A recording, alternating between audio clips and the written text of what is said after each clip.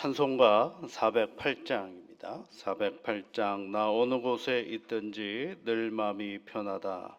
주 예수 주신 평안함 늘 충만하도다. 408장 찬송입니다. 나 어느 곳에 있든지 늘 마음이 편하다. 주 예수 주신 평안함 늘 충만하도다. 나의 마음속이 늘 평안해. 나의 마음속이 늘 평안해. 악한 죄 파도가 많으나 마음이 늘 평안해. 내 맘에 솟는 영생수 한없이 흐르니 목마름 다시 없으며 늘 평안하도다. 나의 마음속이 늘 평안해. 나의 마음속이 늘 평안해. 악한 죄 파도가 많으나 마음이 늘 평안해. 참되신 주의 사랑을 영원치 못하네. 그 사랑 내 맘 여시고 소망을 주셨네. 나의 마음속이 늘 평안해. 나의 마음속이 늘 평안해. 악한 죄 파도가 많으나 마음이 늘 평안해. 주 예수 온갖 고난을 왜 몸소 당했나. 주 함께 고난 받으면 멸류관 없겠네. 나의 마음속이 늘 평안해. 나의 마음속이 늘 평안해. 악한 죄 파도가 많으나 마음이 늘 평안해. 하나님 아버지, 감사를 드립니다.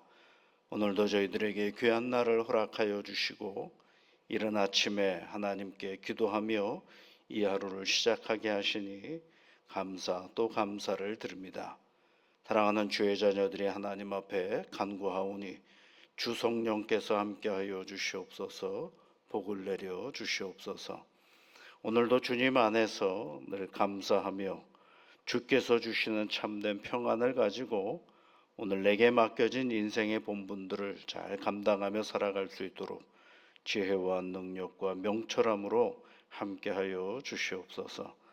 만만치 않은 우리의 삶의 자리이지만 주님이 나와 동행하시면 내가 어디든지 주님과 함께할 수 있음을 늘 잊지 않게 하시옵소서. 그러므로 말미암아 하나님, 우리 안에 당하는 여러 가지 곤고한 문제들 앞에서 두려워하고 낙심하기 이전에 나와 함께 하시는 하나님을 의지하여 한 걸음 더 용기 있게 나아가는 믿음의 자녀들이 다 되도록 주께서 인도하여 주옵소서. 아버지 하나님, 하나님의 교회를 기억하시고 이 교회가 온전히 하나님께만 영광을 돌리며 신실한 믿음의 사람들이 정성껏 하나님께 예배를 드리는 일에 최선을 다하며 하나님께 기도하는 일에 열심인 하나님의 교회가 되어줄 수 있도록 은총을 내려 주시옵소서. 교회가 해야 할 여러 가지 일들을 생각하기 전에 우리의 교회의 주인이신 예수님을 온전히 붙잡고 가고 있는가를 먼저 물을 수 있는 지혜로운 신앙의 터전이 되어줄 수 있도록 도와주시옵소서. 예수님 이름으로 기도하옵나이다. 아멘. 하나님의 말씀은 히브리서 13장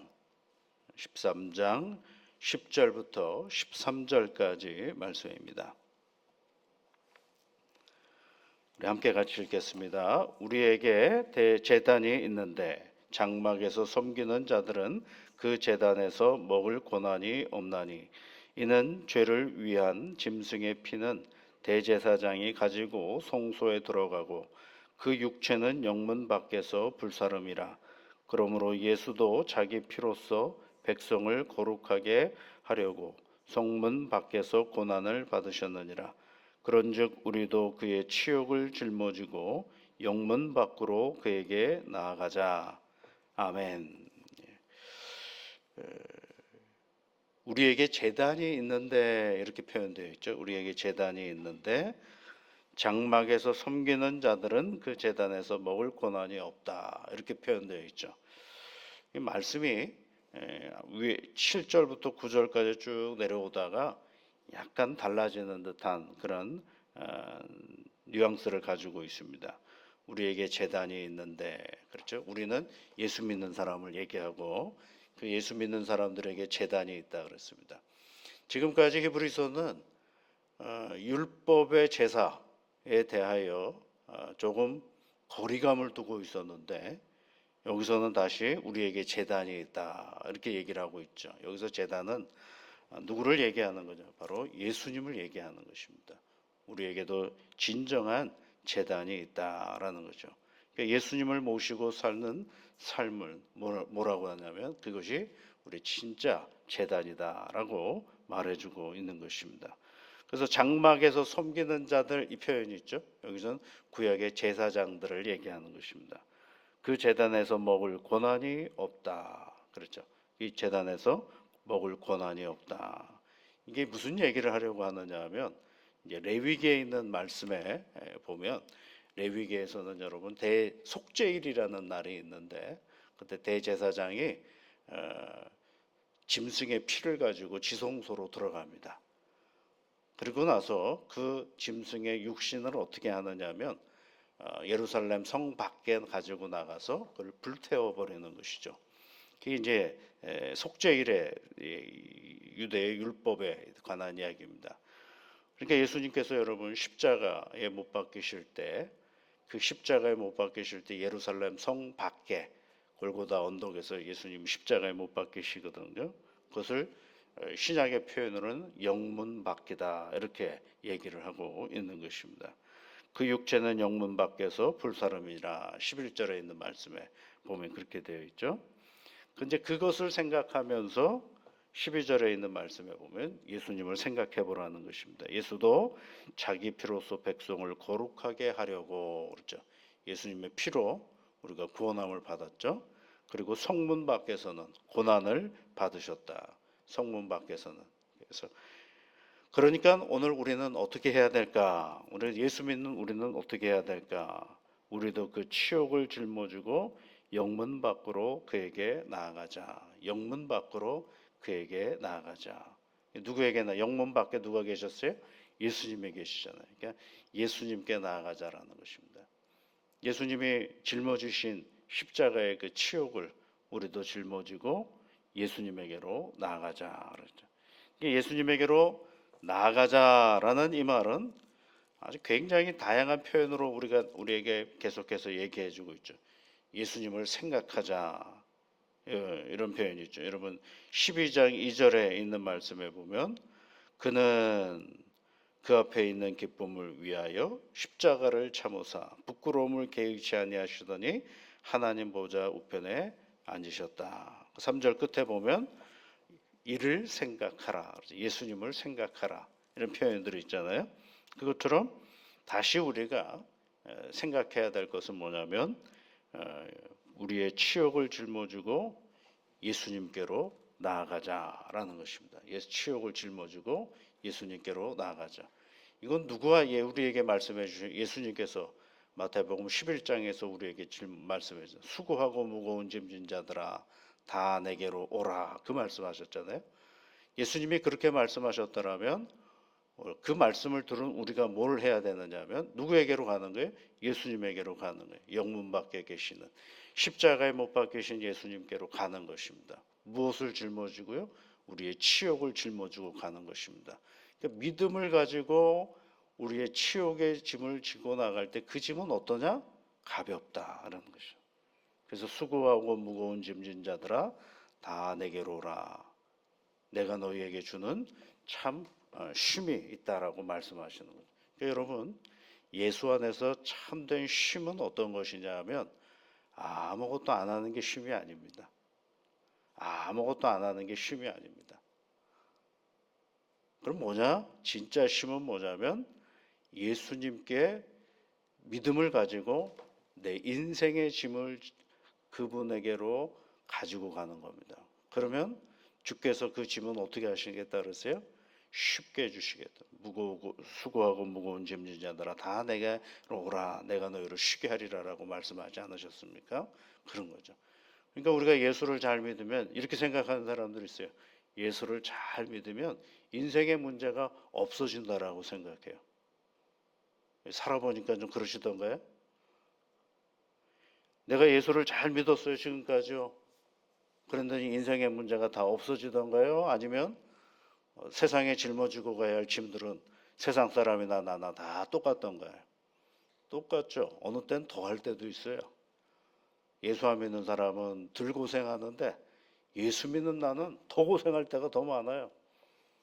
그런데도 그 믿음을 포기하지 않는 이유는 뭐냐면 그 질문 가지고 누구에게로 가면 예수님에게로 가면 주님은 그 짐을 뭘 만들어주냐? 쉬게 만들어, 가볍게 만들어 주신다라는 거예요. 그래서 그 짐을 누가 지어 주시느냐면 우리 주께서 그 짐을 지어 주신다라는 것입니다. 자, 이거를 알면 우리 믿음의 길은 늘 승리할 수밖에 없는 거죠. 근데 거기까지 가기가 너무너무 어려운 겁니다. 이것 좀 벗어나게 해주십시오. 벗어나게 해주십시오. 그러죠. 고린도전서 10장에 있는 말씀에도 보면 피할 길을 우리에게 주신다라고 하잖아요. 피할 길을 주신다라고 할 때 피할 길을 어디서 만나느냐면 그 문제 앞에 내가 서 있을 때 피할 길을 알게 되는 거죠.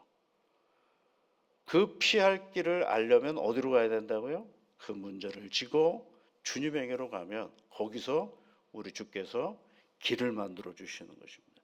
길을 열어 주시는 거죠. 길을 알게 해 주시는 것입니다. 그 이제 우리 히브리서 성도는 이제 이 히브리서를 맞춰가면서 그 얘기를 하는 것입니다. 13절 말씀이죠.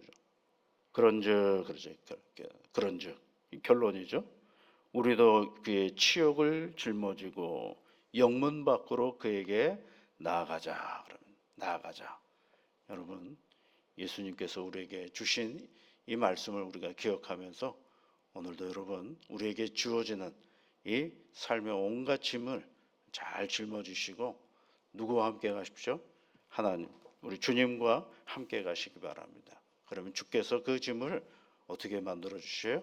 쉽게 만들어 주시고 그 짐을 가볍게 잘 짊어갈 수 있도록 우리에게 지혜를 주시고 능력을 주시는 분이십니다. 이 예수님을 오늘도 의지하면서 이 믿음의 길을 걸어가는 새로운 날이 되시기를 주의 이름으로 축복합니다. 우리 같이 기도하겠습니다.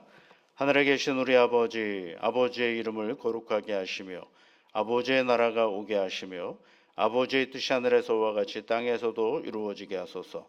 오늘 우리에게 일용할 양식을 주시고 우리가 우리에게 잘못한 사람을 용서하여 준 것 같이 우리 죄를 용서하여 주시고 우리를 시험에 빠지지 않게 하시고 악에서 구하소서.